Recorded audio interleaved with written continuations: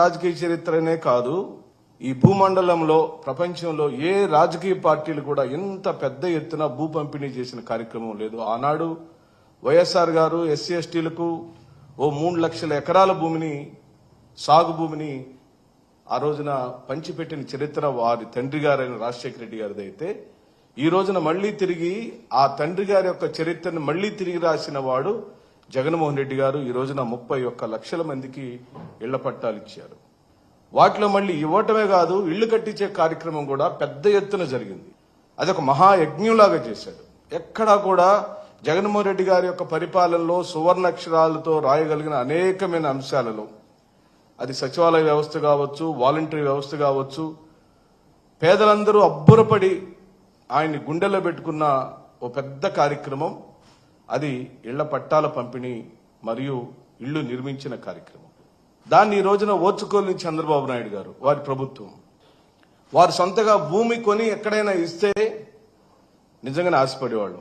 నిజంగానే మనం అప్రిషియేట్ చేయాలి. చంద్రబాబు నాయుడు గారు కూడా జగన్మోహన్ రెడ్డి గారు చేసిన పనిని కొనసాగిస్తున్నాడని, లేదా అర్హులైన వాళ్ళ యొక్క సంఖ్య మళ్లీ కొత్తగా వచ్చిందని, వాళ్లకు తిరిగి పంపిణీ చేసేదానికి ప్రభుత్వమే మళ్లీ భూమిని కొంటుంది, సేకరిస్తుంది అని మనలాంటి వాళ్ళు నిజంగానే ఆనందపడేవాళ్ళు. కానీ ఇప్పటికే పంపిణీ చేయబడి ఇప్పటికే లబ్ధిదారుడుగా గుర్తించబడిన వ్యక్తిని వైఎస్ఆర్ కాంగ్రెస్ పార్టీ హయాంలో ఇళ్ల పట్టాల యొక్క లబ్ధిదారులు ఎంపిక చేసేటప్పుడు ఎక్కడ కూడా రాజకీయ ఇన్వాల్వ్మెంట్ లేదు.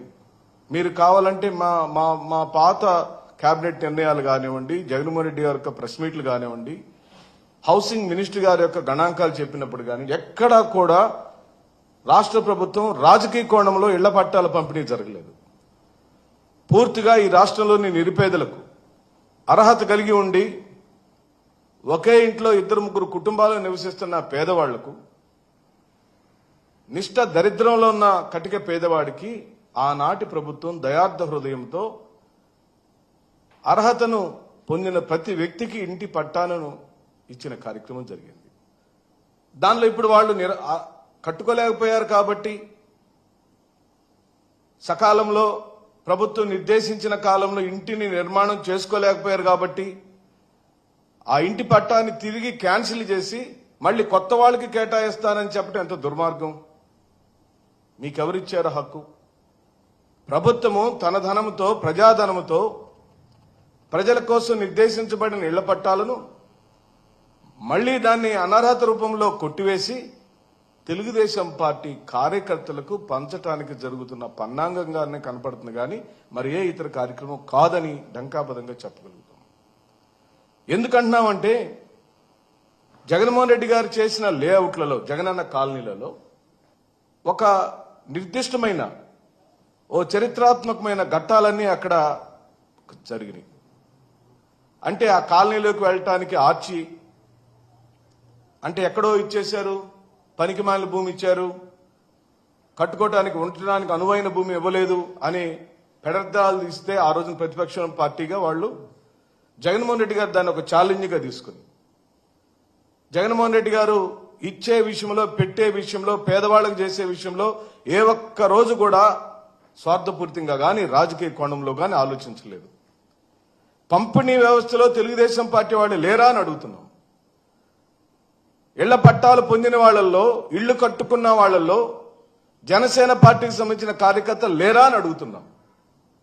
వివిధ కారణాల వల్ల, అనగా ఎన్నికలు సమీపించే నాటికి 11 లక్షల ఇళ్లు కట్టుకున్నారు 31 లక్షల ఇళ్ల పట్టాలలో. సుమారుగా 35 నుంచి 40% మంది ఇప్పటికే ఇళ్లు కట్టుకున్నారు భూములలో. కొంతమంది కట్టుకుంటున్నారు, ఎన్నికలు అయిపోయే నాటికి లెక్క చెప్తున్నాను నేను. కట్టుకునేదానికి స్తోమతని చేకూర్చుకుంటున్నారు. ప్రభుత్వం ఇచ్చిన ధనం సరిపోక ఇంకా కావాలని కోరుకొని, ఇంకొంచెం ఇంట్లో అందంగా కట్టుకోవాలనుకొని వాళ్ళ యొక్క ఎస్టిమేషన్ తగ్గట్టుగా ధనాన్ని సమకూర్చుకొని భూమిని కట్టుకుంటారు. మీరు ఏ ప్రాతిపదిక మీద నా ఇంటి పట్టాన్ని క్యాన్సిల్ చేస్తారు? దానికి నామ్స్ ఏంటి? ఇప్పుడు మీరు చెప్పే నామ్స్ ఏంటి? ప్రజలకు చెప్పండి. ఎందుకు మీరు ప్రజల్ని భయభ్రాంతులు చేస్తున్నారు?